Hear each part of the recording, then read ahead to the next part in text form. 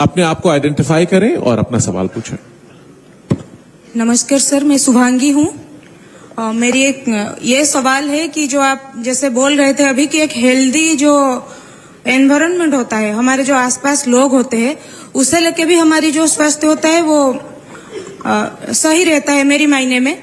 तो जैसे हम मेंटली और देखते हैं और फिजिकल हेल्थ को देखते हैं, वैसे ही अगर हम अपनी जो सर्कल होता है, वो जो हेल्दी सर्कल होता है, जब हम परिवार से दूर आते हैं, जैसे हम लोग हो गए गांव छोड़ के शहर आना पड़ता है पढ़ने के लिए या नौकरी करने के लिए, तो वो जो सर्कल को कैसे हम एक हमारी मेंटल हेल्थ की जो केयर करने के लिए कैसे एक पॉजिटिव वाइब क्रिएट कर सकते हैं और लोगों को चुन सकते हैं, या फिर जो नेगेटिव वाइब हमें मिलता है लोगों से, उनसे उनको अवॉइड करके कैसे आगे जा सकते हैं। ये मेरी नहीं, मेरे जैसे हर किसी युवा की यही क्वेश्चन होगी, क्योंकि हर कोई ये प्रॉब्लम फेस करता होगा।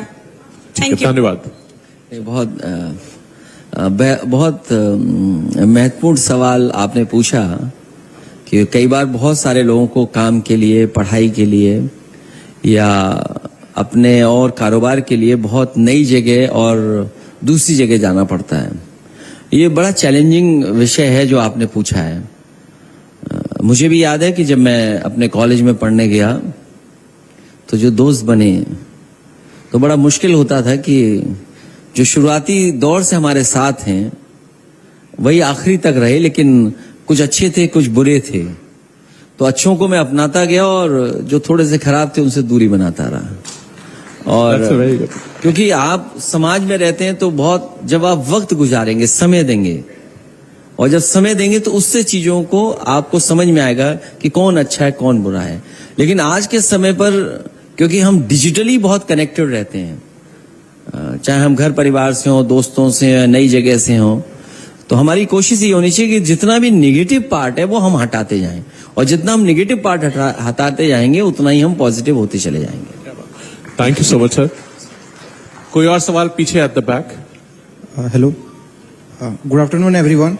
I myself Kinsu Kumar Dev, a student of law. So sir, with respectfully, I would like to question Honorable Member of Parliament Akhilesh Yadav ji that would you consider a private member bill making it compulsory for for public representatives, the MPs and MLAs, and government servants and their children, making it compulsory to their children to be treated in the government hospitals, so that it will enhance the accountability and improve the system. Sir, please comment on it. ठीक है, आप law student हैं और आपने अपने law के हिसाब से ही हम लोगों को भी बांधने की कोशिश की है। मैं धन्यवाद देता हूं, क्योंकि जो सवाल आपने पूछा है कि अगर पॉलिटिकल लोग, गवर्नमेंट ऑफिशियल्स, IAS, IPS और जो भी लोग हैं वो भी गवर्नमेंट हॉस्पिटल में अगर इलाज कराने लगे तो हॉस्पिटल्स अपने आप बेहतर हो जाएंगे। लॉ प्राइवेट मेंबर बिल लाने की हम लोग, हमारे साथ एक मेंबर ऑफ पार्लियामेंट हैं राजीव राय जी, मैं उनसे कहूंगा कि इस पे प्राइवेट बिल लेकर आए अगली बार, और हम सब लोग हाउस में रहेंगे और इस पर चर्चा करेंगे। क्योंकि इधर क्या है कि मेडिकल हेल्थ प्राइवेट में बहुत महंगी होती चली जा रही है, और कई इलाज इतने महंगे हैं कि बहुत गरीब अफोर्ड नहीं कर सकता है। और मैंने कई बार देखा है कि जो नेताजी ने जो मेडिकल यूनिवर्सिटी बनाई, जो आज हमारे गांव में है, कई बार बहुत सारी जगह इलाज करा करके लोग, संपन्न लोग भी अंतोगत्वा उसी हॉस्पिटल में आते हैं, क्योंकि वो ये कहते हैं कि अब हम इलाज अफोर्ड नहीं कर सकते हैं, अब हम इस सरकारी अस्पताल में रहेंगे तो हमारे परिवार या सदस्य का व्यक्ति का इलाज मिल जाएगा, वो हमारा खर्चा नहीं होगा। तो खर्चे की वजह से भी कई बार लोगों के घर परिवार भी टूट जाते हैं। तो ये बात हम समझते हैं कि हमारा हेल्थ सेक्टर बेहतर हो, और उसके लिए यही कोशिश होनी चाहिए कि जो सम्मानित लोग हैं वो भी सरकारी अस्पताल में इलाज कराएं। Thank you. कोई तीसरा, कोई और? yes. आप पिछले सेशन में पूछ चुके हैं, जिन लोगों को मौका नहीं मिला वो पहले पूछ लें। नहीं, मैं नहीं पूछा था। हाँ प्लीज जी, मैं हिमांशु, जय जगन्नाथ अखिलेशी। मेरा सवाल ये है कि जो आजकल का यूथ है उनका पेशेंस लेवल काफी कम होता देखे जा रहा है, कि क्योंकि आपको सुसाइड का रेट ज्यादा बढ़ रहा है, या लोग डिटेल लॉन्ग वीडियो देखने के बदले रील्स ज्यादा देखते हैं, न्यूज़पेपर या बुक्स पढ़ने से ज्यादा स्टोरी, छोटा छोटा स्टोरी ज्यादा पढ़ते हैं। तो ये जो मेंटल हेल्थ का इशू है यंग जनरेशन के ऊपर, उनको फैमिली की तरफ से या एजुकेशन इंस्टीट्यूशन की तरफ से कैसे उनको एक प्रकार हमको सेंसिटाइज करना चाहिए, जानकारी देना चाहिए? क्या आपके हिसाब से आज ए यंग लीडर इंडिया के जैसे यंग जनरेशन है, उनको क्या करना चाहिए? और आपका सुझाव क्या है कि जो लोग हमको मतलब जो ज्यादा पढ़ने से मतलब यूपीएससी या हमारा लेवल में उड़ीसा में जो है वो सब प्रिपरेशन के लिए पेशेंस चाहिए, पर वो लोग थोड़ा थोड़ा कम हो रहा है, आप उसको कैसे देखते हैं? हाँ, बहुत अच्छा आपने सवाल पूछा है, क्योंकि बहुत से लोग बहुत स्ट्रेस में हैं आजकल, और हमारे जो डॉक्टर्स एक्सपर्ट हैं वो ज्यादा बेहतर बता सकते हैं कि स्ट्रेस लेवल कैसे नापा जा सकता है। और सुसाइडल जो बच्चों के अंदर, खासकर जो पढ़ाई कर रहे हैं, जो अचीव करना चाहते हैं, जो कहीं किसी कंपटीशन के एग्जाम को क्रैक करना चाहते हैं, वो उसके कारण कई बार सूचनाएं मिलती हैं। आईआईटी में लोग आत्महत्या कर रहे हैं, बच्चे आईआईटी में हैं, आपके मेडिकल कॉलेजेस की खबर मिलती है। कोटा से एक समय पर बहुत सारी खबरें आ रही थी, आपने अपने स्टेट की बताई है। तो इधर क्योंकि कंपटीशन बहुत ज्यादा है, तो मैं समझता हूं हमारे घर परिवार के लोग और दोस्त, वो लोग के बीच में रहें, अपनी बातें शेयर करें।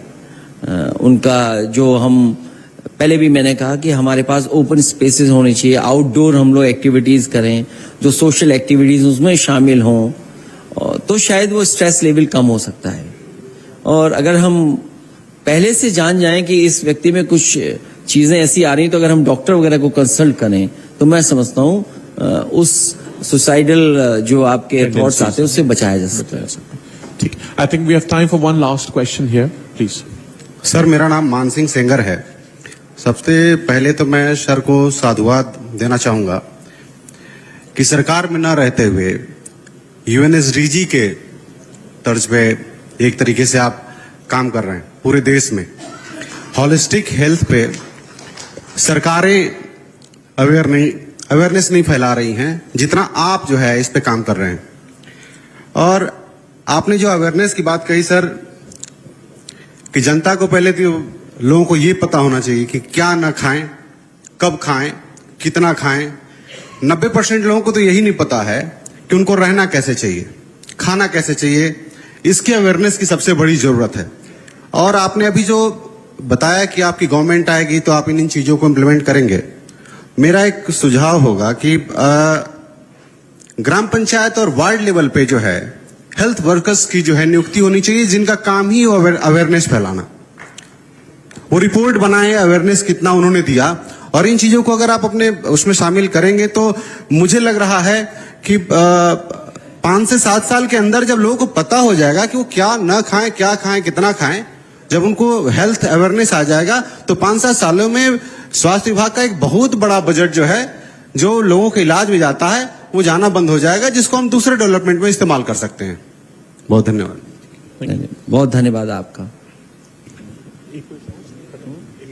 One last question. हेलो नहीं, बहुत धन्यवाद, अच्छा सुझाव दिया आपने। और उस पर काम होना, क्योंकि अवेयरनेस फैलाना, लोगों को जागरूक करना, लोगों के बीच में चीजें पहुंचाना। मुझे याद है IMR MMR के समय पर आशा कार्यकर्ताओं ने बहुत अच्छा काम किया, न्यूट्रिशन मिशन में बहुत अच्छा काम किया। जब सरकार का सपोर्ट मिला उन्हें, तो डेटा भी अच्छा हमारे पास आया, और IMR MMR के डेटा को हम लोग बेहतर कर सके, और यूपी ने बहुत अच्छा काम करके दिखाया था। ये सुझाव अच्छा है कि अगर हम ग्राम पंचायत और ग्राम सभा स्तर पर जागरूक करें, और ट्रेंड हमारे आशा वर्कर्स या वर्कर्स रहे, हेल्थ वर्कर्स। आशा वर्कर्स तो सर अपने फैमिली को चलाने के चैलेंज से बाहर नहीं आ पा रहे, इसीलिए उनका बच्चा कैसे पढ़े, उनका पेट कैसे पले, उनका अपने तन को कैसे ढके। वो साड़ी खरीदना उनके लिए बहुत बड़ा चैलेंज है। वो दूसरों का कहां तक ध्यान दे पाएंगे। सबसे बड़ी चीज, सबसे बड़ा इशू है ये। आशा वर्कर्स अपने लिए, अपने फैमिली के लिए चैलेंज को सबसे पहले फेस कर रही है। ठीक है।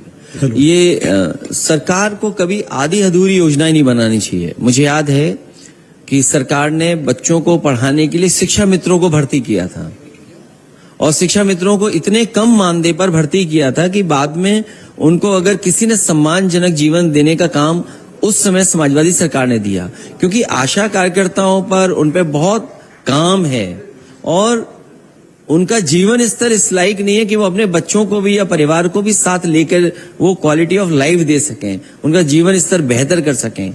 तो सरकार को इस दिशा में सोचना पड़ेगा कि उनका भी सम्मानजनक जीवन हो। उसके लिए अगर सरकार के पास एक्स्ट्रा बजट या ज्यादा बजट भी देना पड़े तो हेल्थ के लिए कम्प्रोमाइज नहीं करना चाहिए।